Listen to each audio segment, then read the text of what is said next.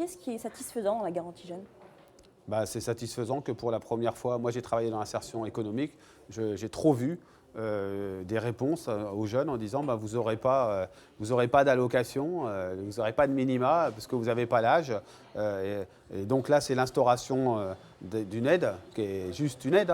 C'est 460 euros. Ouais, c'est pas suffisant, mais ça n'existait pas. Et un accompagnement vers de la formation ou de l'emploi. Est-ce qu'on a l'impression, quand vous en parlez, on a l'impression, M. Berger, quand vous en parlez, que ça va réduire les problèmes de toute la jeunesse de France, cette garantie jeune. Or, elle ne concerne qu'une partie de la jeunesse. Elle concerne les jeunes qui ont entre 18 et 25 ans, les jeunes qui ne sont pas en formation, qui ne sont pas à l'école. Elle concerne uniquement qu'un seul contrat, un contrat d'accompagnement pendant 1 an. Et ensuite, il n'y a pas la possibilité de continuer, hormis peut-être des dérogations, mais c'est 1 an. On ne peut pas dire non plus que c'est la panacée pour pouvoir résoudre le chômage, chômage des jeunes. La panacée pour résoudre le chômage des jeunes, ça n'existe pas. La martingale pour résoudre le chômage des jeunes, ça n'existe pas. Et ce qui existe, ce sont des jeunes qui, en l'occurrence ceux qui pourront bénéficier de la garantie jeune, qui sont parfois laissés au bord du chemin sans que personne s'en préoccupe vraiment, ou en tout cas pas suffisamment de monde. Là, il y a la possibilité d'un accompagnement. Moi, j'ai travaillé dans l'insertion professionnelle, j'ai vu, alors ce n'était pas des jeunes, c'était avec des adultes, mais bien sûr, il y a les dispositifs en tant que tels. Mais ce qui est important, c'est le fait d'accompagner, d'écouter, de donner les pistes pour trouver de la formation. Je comprends, mais vous en faites ça répond à une partie de la jeunesse. Mais la jeunesse, il n'y a pas une seule jeunesse, il y a des jeunesses. Vous en faites comme si c'était une réussite dans votre rapport de force avec le gouvernement.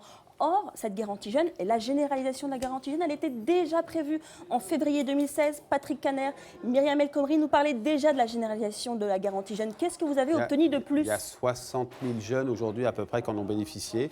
Il était inscrit d'ici fin 2016, début 2017, qu'il y en aurait eu 100 000. Et aujourd'hui, il n'y a même pas toutes les missions locales qui le proposent. C'était déjà prévu. Qu'est-ce que vous avez obtenu de plus, M. Berger? C'est pas vrai. On a obtenu que ce soit un droit universel, que tout jeune qui puisse en bénéficier en bénéficie. Et donc, c'est important. Vous savez, universel parce que c'est pour les jeunes entre 18 et 25 ans. C'est universel pour les jeunes concernés. Ça concerne 900 000. Moi, je veux bien qu'on... Vous savez, il y a un problème.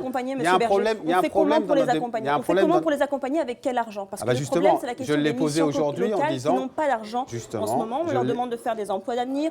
On leur demande de faire de la surcharge administrative. Aujourd'hui, il y a beaucoup de missions locales qui sont en déficit, qui n'ont pas les moyens de faire leur travail. Avec quels moyens on va pouvoir faire La CFDT est la première organisation syndicale dans les missions locales. Je connais très bien les agents des missions locales. Justement, aujourd'hui, j'ai posé la question en disant qu'il faudra un renforcement des moyens dans les missions locales pour y faire face.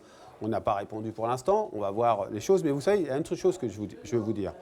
C'est qu'on peut dénigrer sans arrêt toutes les mesures qui sont essayées, toutes les choses qui sont tentées.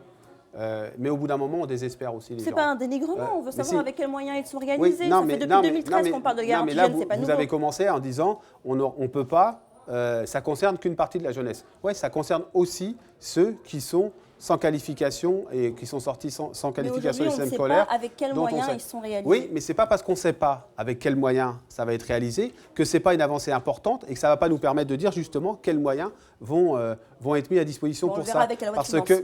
Bah oui, on verra avec la loi de finances et avec les moyens qui seront alloués. Oui, mais c'est quand même extrêmement important qu'on crée des droits. Après, qu'on prenne les moyens de les financer, c'est évident.